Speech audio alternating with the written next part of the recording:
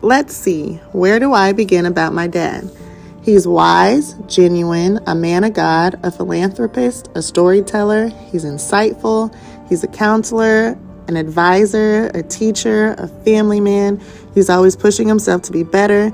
He's always available and has an open door policy for his community. He lives his life to support his community. He pushes for inclusion and equity. He's responsible for many paradigm shifts throughout my life.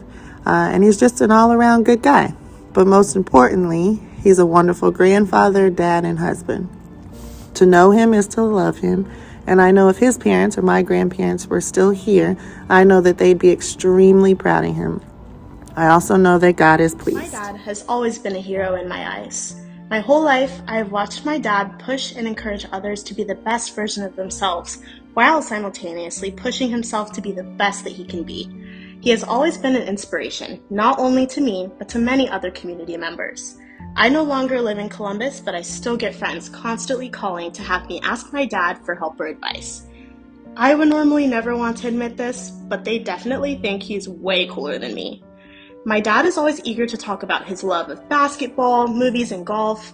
He even passed his love of movies to me so much so that I wanted to pursue acting in Los Angeles, California. Hebrews 1:11 says, "Faith is the substance of things hoped for, the evidence of things not seen." But my firm belief in God's existence comes from watching my dad every day. I see God work through him when he pastors. I see God's love through him being an amazing father, grandfather, and husband.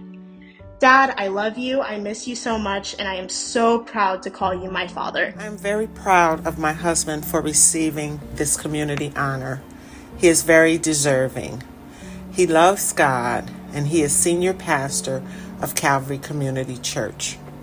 He plays a significant role in the African Americans Pastors Alliance, a group that addresses critical community concerns and advocates for positive change.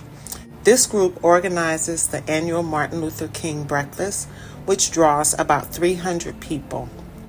Professionally, he works on the Cummins Care Team that advocates for racial equality and seeks to reform the criminal justice system, which includes police reform, to better foster relationships and more inclusive and equitable communities.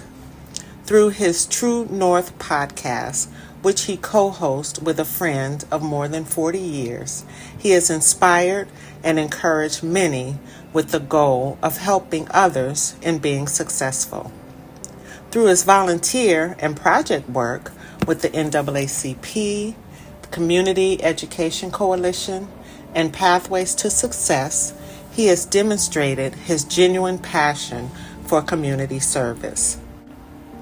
He is committed to helping others improve and mentors several young men and women in our community.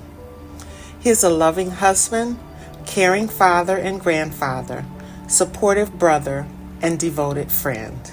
He is a man of integrity who has an unwavering faith, genuinely cares about his fellow man, and loves others unconditionally.